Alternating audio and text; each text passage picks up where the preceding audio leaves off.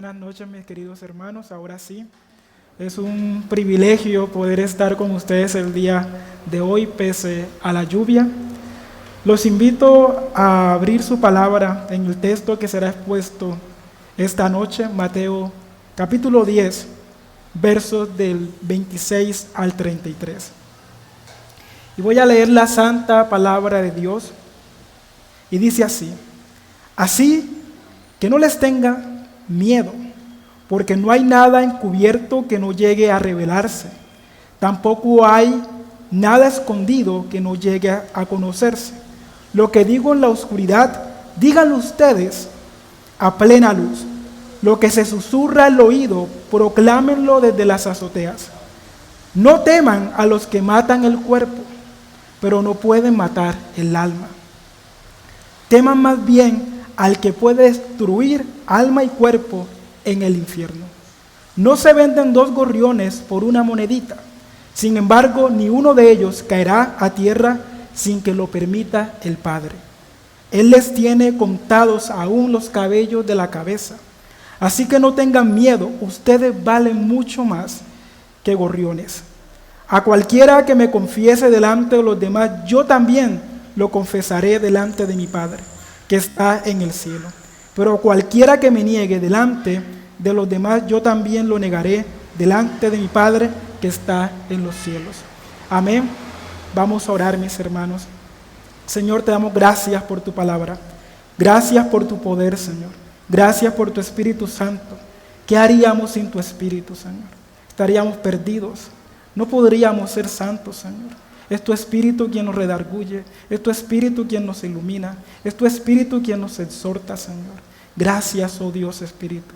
Permítenos esta noche estar atento a tu palabra, Señor. Palabra que tú has inspirado.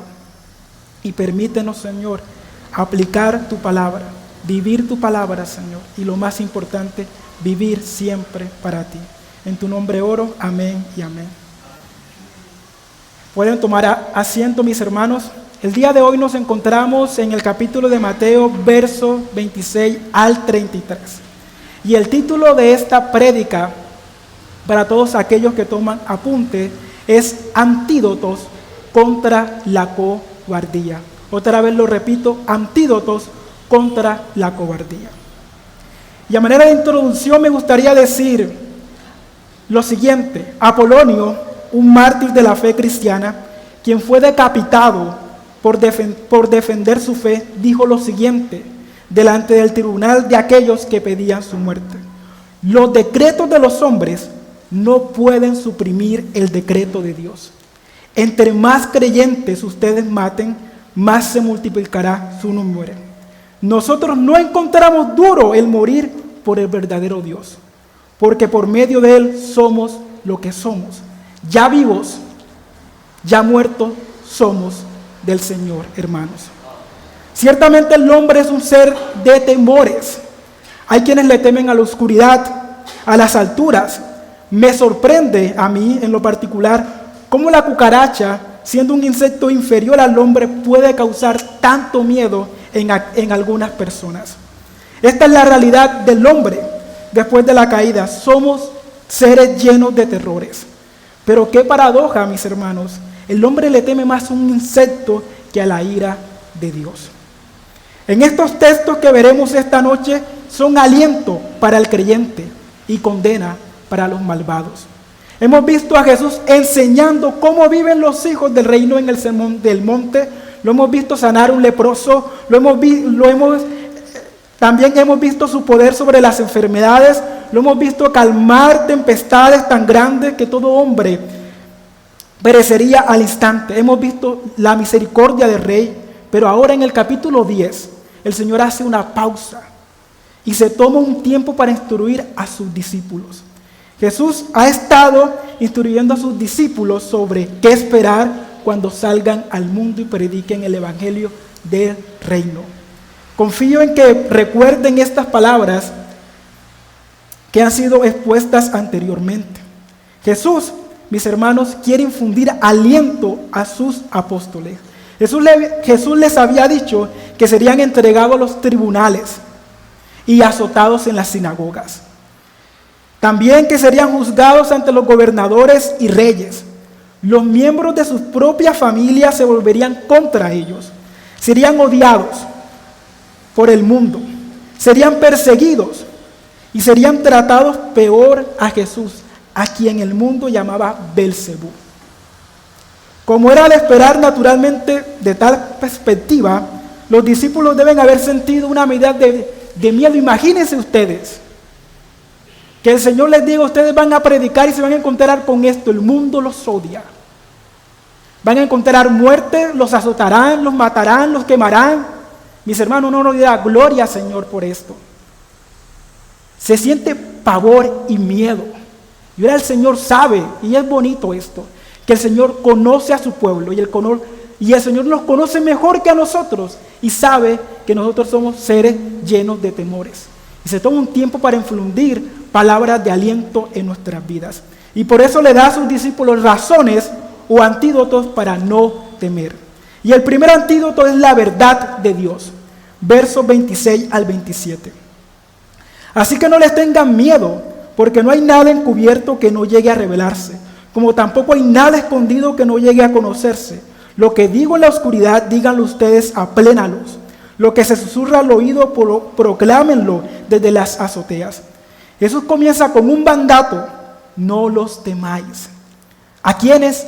A todos aquellos que repudian la fe. ¿Por qué no hay que temer, mis hermanos? Porque la verdad de Dios, aunque muchas veces encubierta, será finalmente revelada. Él dice: no hay nada encubierto que no haya de ser manifestado, ni oculto que no haya de saberse. ¿Qué significa esto, mis hermanos? Las malas acciones de los impíos, los secretos de los hombres malvados, aunque puedan parecer invulnerables en el presente, no permanecerán ocultos. La justicia de Dios no dejará ninguna injusticia. Toda injusticia será expuesta ante el tribunal de Dios. La mentira será desenmascarada y la verdad será proclamada con claridad, como si fueran relámpagos en el cielo. Este versículo habla de la soberanía de Dios sobre la revelación de la verdad. Cuando Jesús dice que nada está oculto, que no haya de ser revelado, está afirmando que Dios tiene el control, mis hermanos, absoluto sobre lo que se conoce y lo que no se conoce. En pocas palabras, nadie puede engañar al Señor. No hay nada, mis hermanos, que esté oculto delante del Señor. No hay ninguna opción, no hay ninguna acción, no hay ningún hecho, no hay ninguna palabra. Nada se escapa delante del Señor. Él lo ve todo. Y dice la palabra de Dios: la verdad de Dios no puede ser silenciada tampoco. Como el apóstol Pablo declara en Romanos 1, la revelación de Dios se hace manifiesta en la creación y en las conciencias de todos los hombres. Porque lo que de Dios se conoce le es manifiesto, pues Dios se lo manifestó. Porque las cosas invisibles de Él, su eterno poder y deidad, se han visto desde la creación del mundo, siendo entendidas por medio de las cosas hechas, de modo que no tienen excusas. Sin embargo, la revelación plena de su verdad, especialmente la revelación de su Hijo, será finalmente conocida por todos. Así como esta revelación es una verdad que se cumplirá en el juicio final, todo hombre le conocerá, todo hombre le verá. Hermanos, debemos entender que nuestra fe, aunque despreciada por el mundo, será finalmente honrada. Y me gusta esto, que el Señor honra a los que le honran. Y Él se lo dice a Samuel. Y Él se lo dice a Samuel cuando le da la revelación de Elí. Él le dice: yo honro a los que me honran. Por cuanto tú no me has honrado, desecho tu casa. Y esto lo veremos también a continuación. El cristiano no debe temer el escarnio o la persecución, pues el Señor promete que la verdad será finalmente conocida y toda rodilla se doblará en el día, mis hermanos, en que se revele la gloria, el esplendor de nuestro Señor Jesucristo. ¿Qué puede entonces usted temer si tenemos la verdad de Dios en nuestros corazones? Hermanos, qué consuelo tan grande hay en estas palabras. Aunque la verdad del Evangelio a veces es oculta por los ataques del mal, por la oposición del mundo, por la violencia de los hombres malvados, Cristo nos asegura que todo será revelado. No hay nada que el Señor haya escondido que no será manifestado en el día final. ¡Qué gloriosa seguridad! El cristiano no necesita temer las mentiras del enemigo ni las falsas acusaciones de este mundo. Cristo es la verdad y en Él la verdad prevalecerá para siempre. Por la palabra de Dios se hicieron los cielos y la tierra. Por la palabra de Dios, Cristo fue enviado para ser el Salvador de nosotros los pecadores. Por la palabra de Dios ustedes han sido llamados, reunidos, iluminados y santificados como iglesia. Por la palabra de Dios ustedes son guardados y sostenidos en una única fe verdadera. Por eso podemos confesar la palabra de Dios sin temor. Lo peor que cualquier o que alguien nos puede hacer es simplemente matar nuestro cuerpo. No pueden tocar nuestra alma. Y Cristo dice, lo que digo en la oscuridad, díganlo ustedes a plena luz. Lo que se susurra al oído, proclámenlo desde las azoteas. Como discípulos de Cristo estamos llamados a ser portadores de la verdad en el mundo. No podemos quedarnos callados ni esconder nuestra fe, sino que debemos anunciarla con valentía.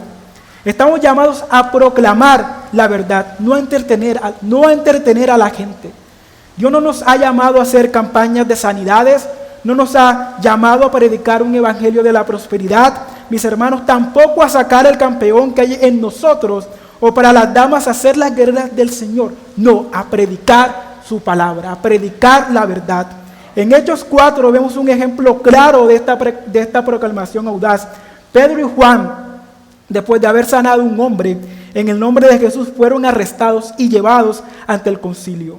Se les ordenó que no predicaran más en el nombre de Jesús, pero ellos respondieron con valentía: juzgad si es justo delante de Dios escucharlo a vosotros antes que a Dios, porque no podemos dejar de decir lo que hemos visto y oído.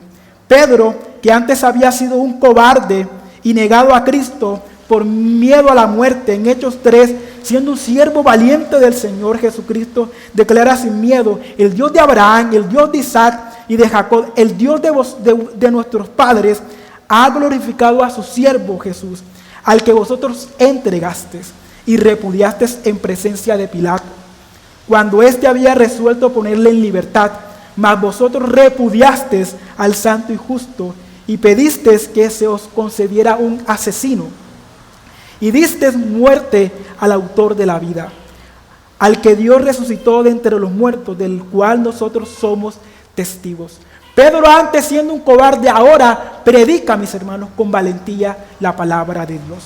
Pedro y Juan sabían que la verdad de Cristo no puede ser silenciada, mis hermanos. Nadie puede silenciar la palabra de Dios. Nadie puede silenciar la verdad de nuestro Señor. A pesar de las amenazas que enfrentaban, de hecho, su obediencia al mandato de Cristo en Mateo 10:27 se muestra aquí. Proclamaron la verdad públicamente sin temor a las acusaciones. La llamada de Jesús a proclamar la verdad desde las azoteas no es una sugerencia, sino una instrucción directa para todos los creyentes. No importa cuán adverso sea nuestro contexto, debemos proclamar la verdad de Cristo, porque el creyente no debe temer al hombre. Ahora, veamos el segundo antídoto, el temor santo, verso 28. No temáis a los que matan el cuerpo, mas el alma no pueden matar. Teman más bien al que puede destruir al alma y al cuerpo en el infierno. O más bien, no temáis a los que matan al cuerpo, pero no pueden matar el alma. Más bien temed a aquel que puede hacer perecer tanto el alma como el cuerpo en el infierno. Cuán irracional es el temor humano cuando se compara con la eternidad. Los hombres pueden perseguirnos, atormentarnos, incluso quitarnos la vida, pero su poder se limita a un cuerpo mortal. Las amenazas de los hombres, mis hermanos, son como una sombra que pasa, una neblina que se disipa ante el sol del juicio divino. Consideremos los mártires de la fe, como Esteban, quien miró al cielo y vio la gloria de Dios, incluso mientras las piedras caían sobre él. ¿Acaso temió a aquellos que lo mataban? No, porque su corazón estaba anclado en el temor reverente al Dios que preserva el alma para la eternidad. La muerte física es momentánea, pero la muerte espiritual es eterna. Consideremos a Policarpo, al cual se le pidió negar su fe, a lo cual él respondió con firmeza: por 86 años he servido a Cristo y nunca me ha fallado. ¿Cómo puedo, mis hermanos, blasfemar a mi rey que me salvó?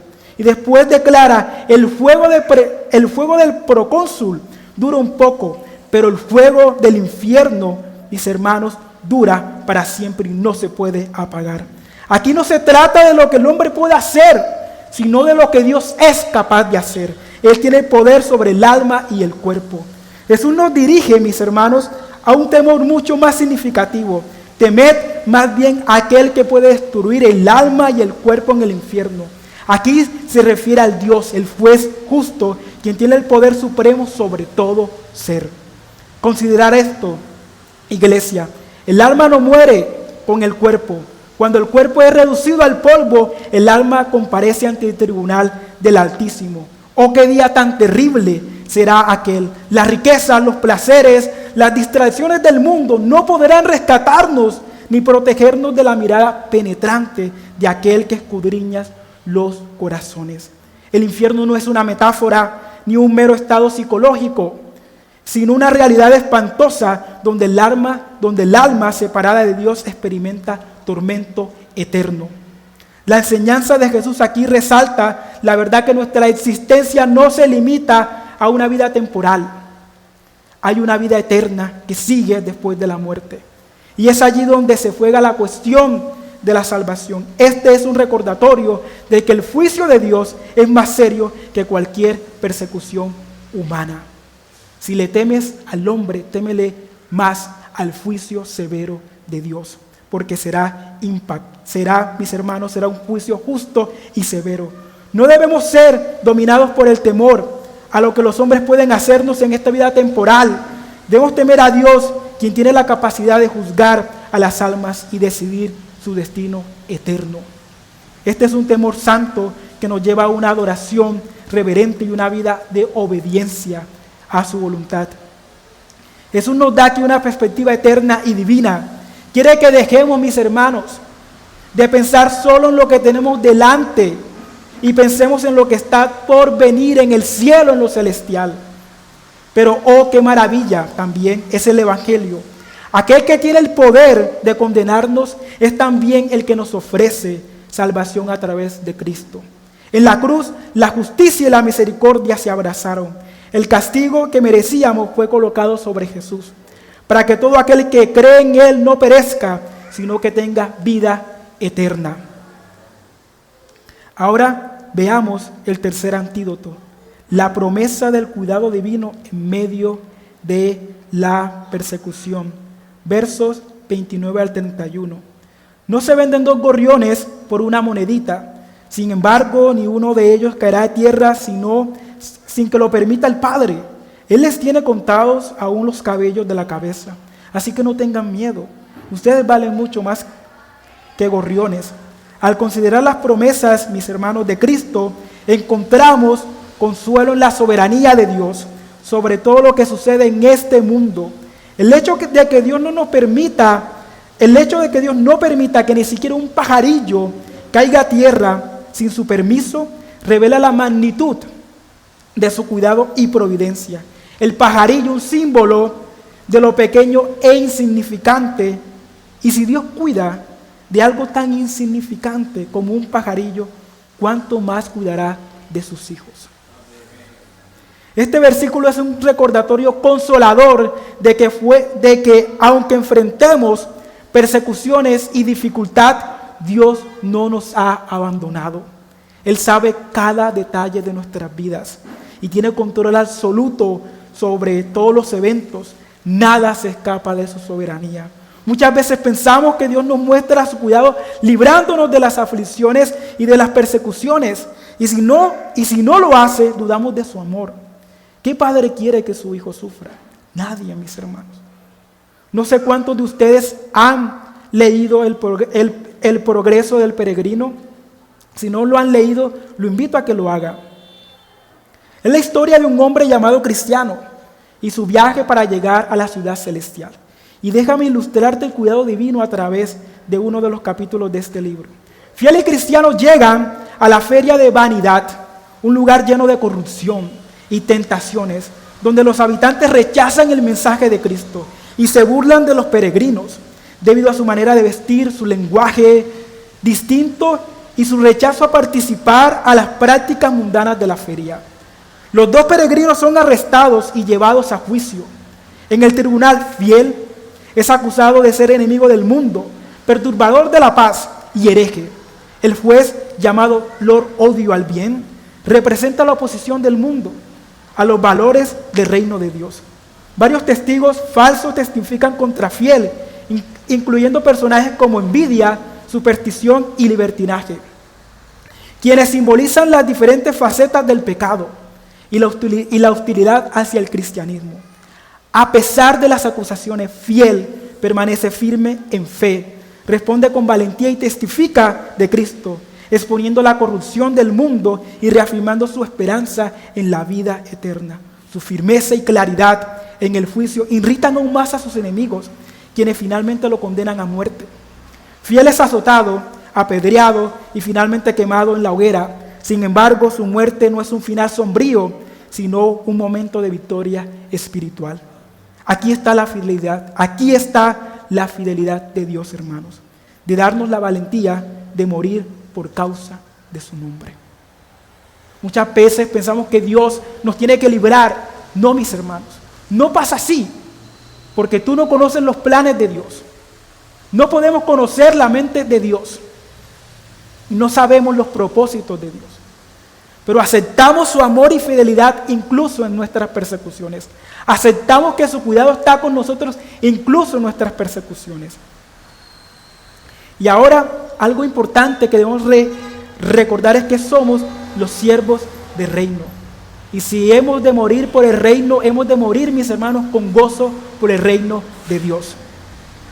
Y esto nos da paso para el último antídoto, la defensa de Cristo. Versos 32 al 33.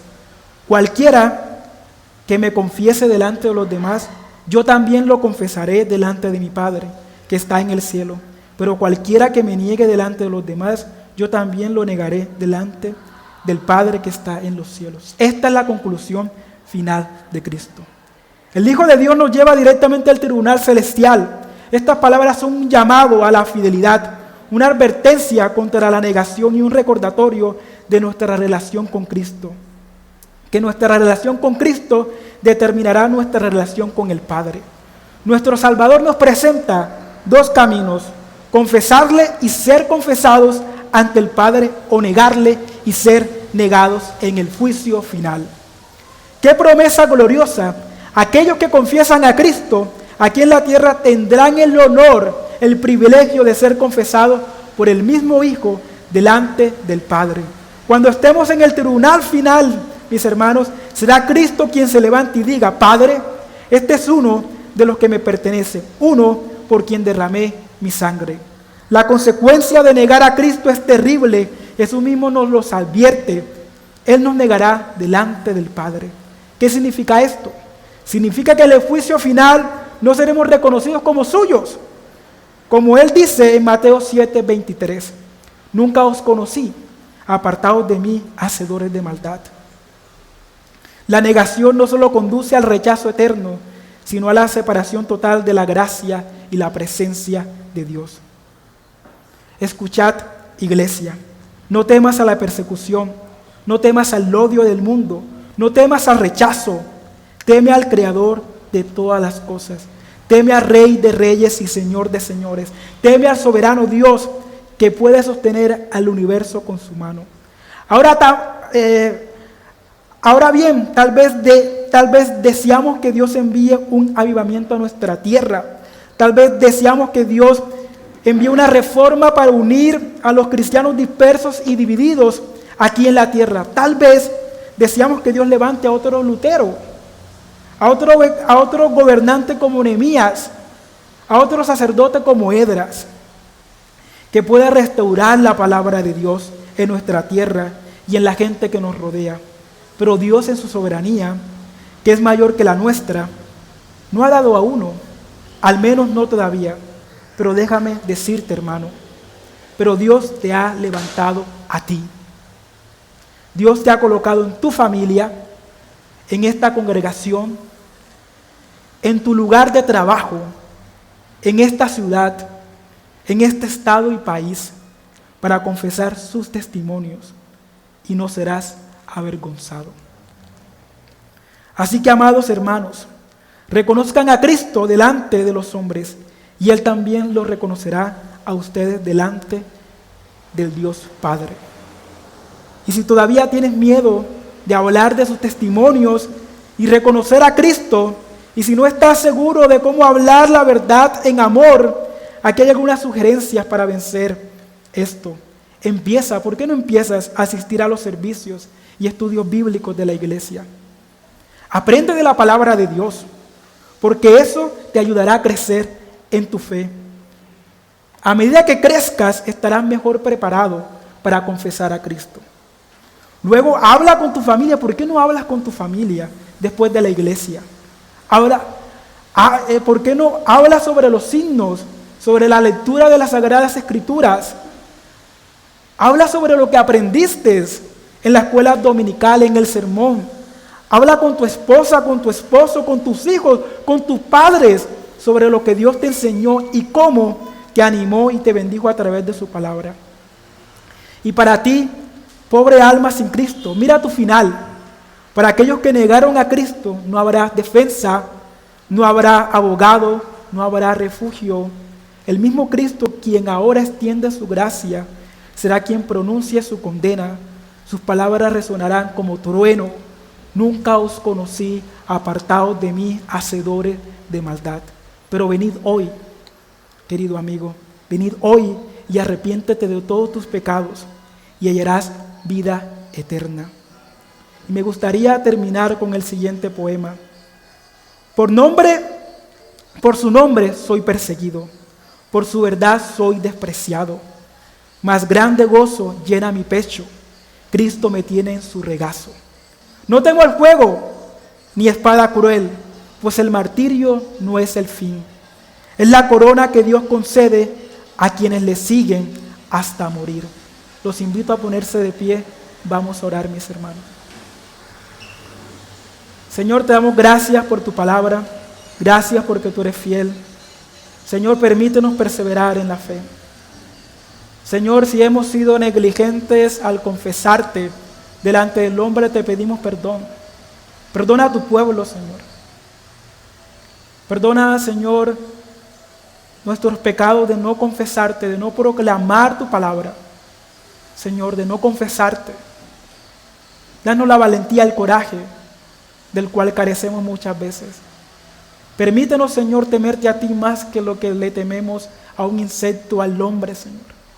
Que nuestro temor hacia ti sea tan santo y tan puro, que toda nuestra vida, Señor, sea para tu gloria. Que no tengamos miedo al morir, que estemos seguros que nuestro final, Señor, será mucho mejor que nuestro comienzo.